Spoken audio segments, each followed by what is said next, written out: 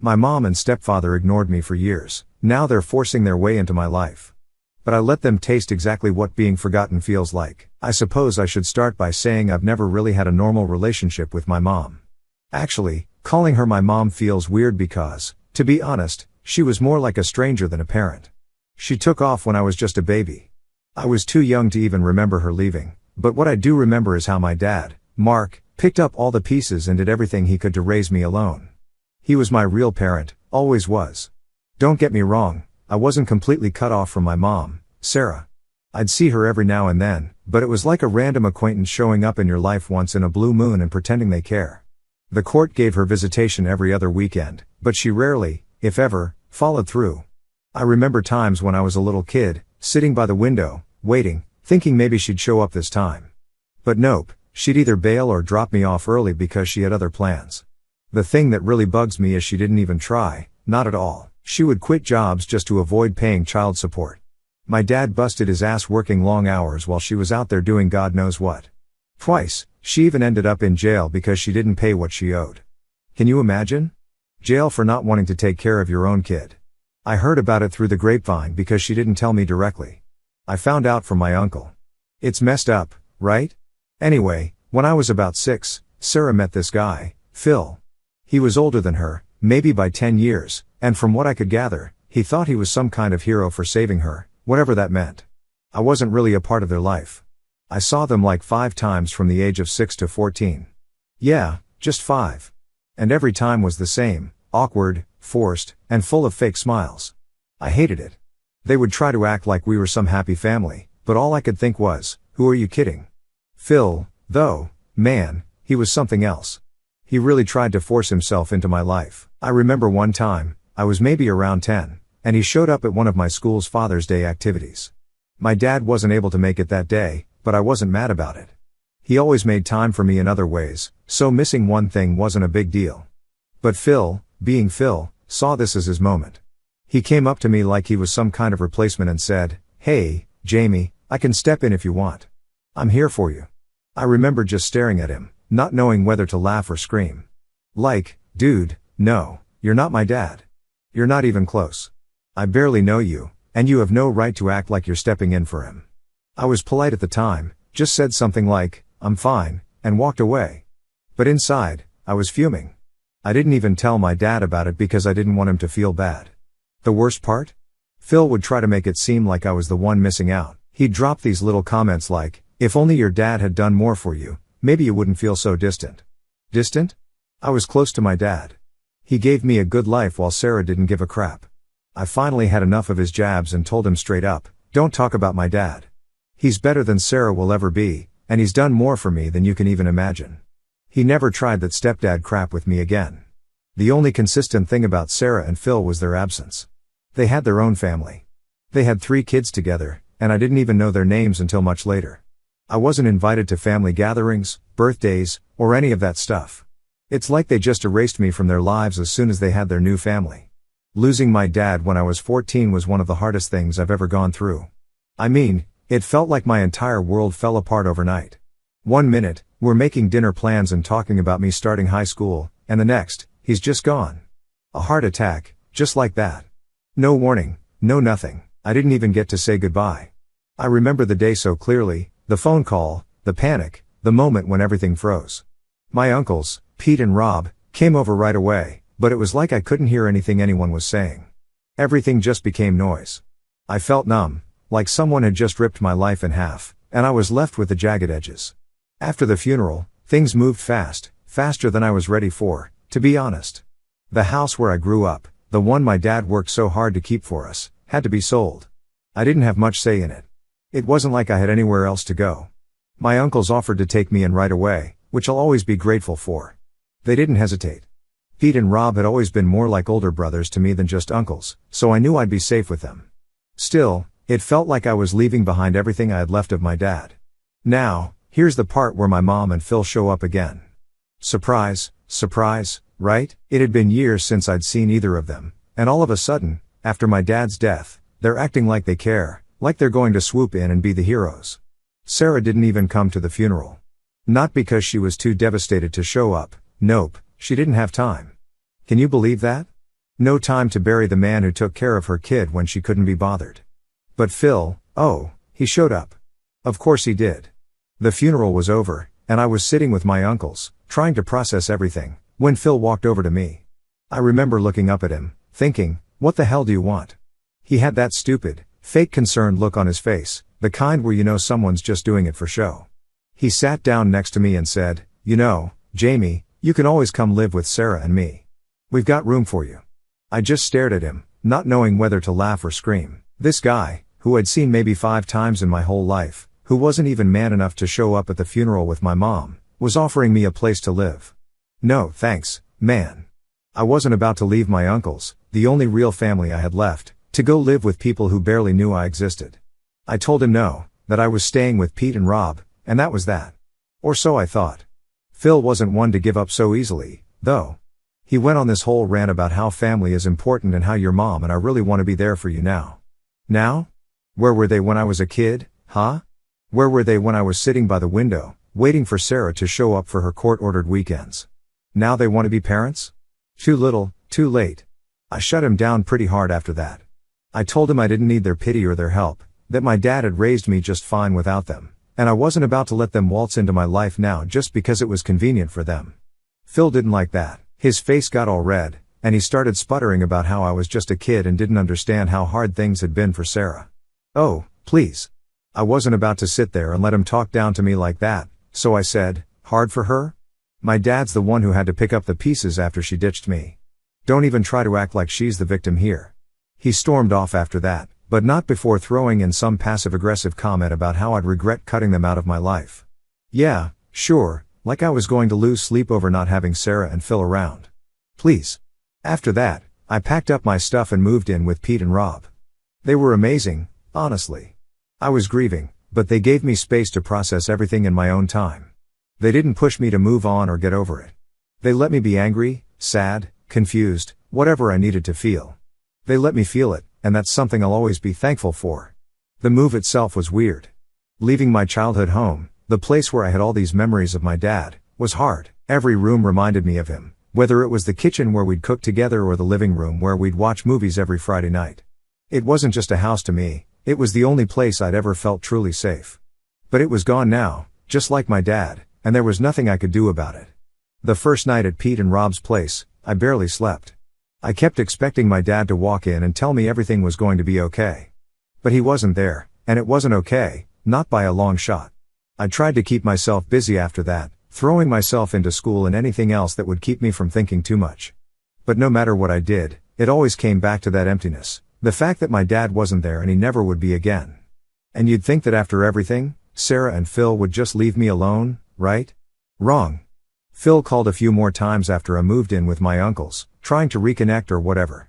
He'd say things like, Jamie, I know you're hurting, but your mom and I want to help you through this. Yeah, because they've been so helpful up until now, right? One time, he even had the audacity to say, your mom has changed. She's ready to be there for you now. Ready now? Now that my dad was gone? Now that they didn't have to worry about dealing with him? I told him flat out, I don't need her now. I needed her when I was a kid, and she wasn't there. It's too late. After that, I stopped answering his calls. I didn't want anything to do with either of them. They had their life, their perfect little family with their 3 kids, and I had mine with my uncles. I didn't need Sarah or Phil pretending to care when it was clear they didn't. Honestly, life with Pete and Rob was good. It wasn't perfect, nothing could replace my dad, but it was stable. They supported me in ways that Sarah and Phil never could. They showed up for me. They were there, and that's all I ever really needed. By the time I was 27, I thought I had everything figured out when it came to my so-called family. I'd gotten pretty good at keeping my distance from Sarah and Phil, only dealing with them when it was absolutely necessary. The rest of Sarah's side of the family, I didn't have any real issues with. I wasn't super close to them or anything, but they didn't try to force the whole family thing on me like Sarah and Phil did, so I figured it was fine to stay in touch. They were still part of my life, just on the outskirts, you know. So, when my grandparents on Sarah's side invited me to this family birthday party, I didn't think twice about going. I wasn't expecting anything dramatic, just a regular family thing. Show up, say hi, eat some cake, make small talk, then dip out. Pretty standard. Matt, my fiancé, couldn't make it because he had work, so I figured I'd just go alone, say my hellos, and get out. But, of course, nothing's ever that simple with Sarah and Phil involved. When I got to the party, everything seemed normal at first. My grandparents were happy to see me, and I chatted with a few cousins and aunts. It was chill, nothing weird. I spotted Sarah and Phil across the room, but I didn't go up to them. I didn't see the point. They knew where I stood, and I wasn't about to make things awkward by pretending we were close. So, I stuck to the people I was comfortable with, keeping my distance. But apparently, Phil had other plans. I was standing by the food table, grabbing a slice of cake, when I felt someone tap me on the shoulder. I turned around, and there he was, Phil, right there with that same fake, overly friendly smile he always had. I internally sighed because I knew this was going to be annoying. "Jamie, good to see you," he said, like we were old pals. I forced a small smile, mostly out of politeness, and said, "Hey, Phil." I didn't want to be rude in front of everyone, but I was already mentally preparing myself for whatever crap he was about to start. He wasted no time getting to the point. "So, I heard you're engaged. That's exciting news," he said, still with that fake smile. I nodded, trying to keep it short. "Yeah, thanks." I was hoping he'd just leave it at that, but, of course, that's not how Phil operates. "You know, Sarah and I were kind of surprised we didn't get an invite to the engagement party," he said, lowering his voice like he was trying to be all serious. "I mean, we're your family. I figured we'd be included." I could feel my jaw clench, but I kept it together. I wasn't about to make a scene at a birthday party. "It wasn't a big party, just close family and friends," I said, trying to keep things as neutral as possible. But I could already see where this was going, and it wasn't going to be good. Phil didn't back down. He never does. "Well, we are family, Jamie. Sarah and I have always considered you part of our family, and we were hurt not to be invited. We care about you, you know." That's when I felt my blood start to boil. Care about me? They had the nerve to say they cared? I took a deep breath, trying to keep my voice calm. "Phil, I think we both know why you weren't invited. Let's not pretend like we're close." I could see the smile fading from his face. He wasn't expecting me to call him out, but I wasn't going to let him get away with playing the concerned parent card. He looked around, like he was making sure no one was listening, then leaned in closer. "Look, Jamie, I've always tried to be there for you, and I think it's time we move past whatever issues we've had. I know your mom wasn't perfect, but I've always considered you my daughter. I'd like to walk you down the aisle if you'll let me." I swear, time stopped for a second when he said that. Walk me down the aisle? This guy, the man who wasn't even around when I needed someone? The audacity. I felt my hands start to shake, and I couldn't hold back anymore. "Are you kidding me right now?" I said, my voice louder than I intended. A few people nearby turned to look, but I didn't care. "You've always considered me your daughter? Phil, I barely know you. You think just because you married my mom, you're suddenly my dad? My dad is dead. He's the one who should be walking me down the aisle, but he can't because he's gone. And you? You have no right to act like you're some kind of replacement." Phil's face turned red. He wasn't expecting me to lash out like that, but I was done holding back. "I'm sorry you feel that way," he said, trying to sound calm, but I could tell he was pissed. "I've done my best to be a father figure to you, but you've never given me a chance. Your dad didn't do everything right, you know. He kept you away from us, and I think that's why you're so angry." "Oh, that was it. That was the last straw. Don't you dare talk about my dad," I snapped, stepping closer to him. "He did everything for me while Sarah was too busy running away from her responsibilities. You have no idea what it was like for him, raising me alone while she bailed, and now you want to come in and act like you're better than him, like you deserve to take his place? Get over yourself, Phil." The whole room had gone quiet by now. Everyone was staring, but I didn't care. I was done pretending. Phil just stood there, looking stunned, like he didn't know what to say. He opened his mouth, then closed it again, and finally, he muttered, "You're being disrespectful. You need to be more grateful for the people who care about you." That's when I lost it. Grateful? Grateful for what? You weren't there, Phil. Sarah wasn't there. None of you were there when I needed someone. My dad was the only one who cared, and now you want me to be grateful to you? You're nothing to me. Nothing. With that, I turned and walked out. I didn't wait for him to respond. I didn't care. I could hear whispers and feel the stares of everyone in the room, but it didn't matter. I was done with the whole thing, done with Phil, done with Sarah, done with pretending like they were anything more than strangers. Later that night, I got a text from one of my aunts saying I shouldn't have made a scene, that I embarrassed Phil and Sarah in front of everyone. But honestly, I don't regret it. They wanted to play family, But they don't get to pick and choose when they're there for me. They had years to step up, and they didn't. So no, I'm not sorry, and I sure as hell don't need them at my wedding. After the whole showdown at the party, I thought that would be it. I figured I made my point loud and clear, and they'd back off. But nah, of course not. The texts started rolling in that night, and I knew this wasn't over, not by a long shot. First, it was my Aunt Carol. She's one of those peacekeepers, you know, always trying to smooth things over, make everyone happy. She sent me this long message about how I shouldn't have publicly humiliated Phil and Sarah at the party. You know they're trying, Jamie, she wrote. Phil's always seen you as his daughter. You didn't have to embarrass him like that in front of everyone. I stared at the text for a solid minute, just shaking my head. Trying? They've had my whole life to try. I wasn't about to feel bad for standing up for myself after everything. So, I shot back a reply, if they actually cared, they wouldn't have waited until now to act like it. I'm not playing nice just to make them feel better about the crap they put me through. I didn't get a response from her after that. But then, the real kicker came the next morning when I got a call from Sarah. I hadn't spoken to her directly in, honestly, I couldn't even remember the last time. Maybe a year, probably more. I almost didn't pick up, but I was curious what she had to say after everything. Jamie, we need to talk, she started, her voice all stiff and formal, like she was about to give me a lecture. I sighed, already regretting answering the phone. What do you want, Sarah? I heard what happened at the party, she said, like she wasn't even there, and I have to say, I'm really disappointed in you. You didn't have to lash out at Phil like that. He's only ever tried to help. I couldn't help but laugh at that. Help? Are you serious right now? The only time Phil's ever tried to help is when it's convenient for him. He thinks just because he married you, he can waltz into my life and pretend to be my dad. He's not, and he never will be. She went quiet for a second, and I could tell she didn't like being called out. But then she did what she always does, shifted the blame. You know, this attitude of yours isn't going to get you anywhere. You can't keep holding on to the past forever, Jamie. Your father isn't here anymore. Phil and I are. I felt a surge of anger so strong I had to bite my tongue for a second before I said something I couldn't take back. But I was done playing nice. Yeah, you're here now, Sarah. Where were you when I was a kid, when I actually needed you?